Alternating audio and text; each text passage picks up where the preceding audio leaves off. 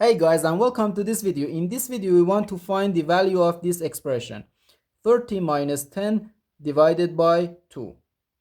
First we start with the incorrect path just for fun. 30 minus 10 gives us 20, and 20 divided by 2 equals 10, but this answer is not correct.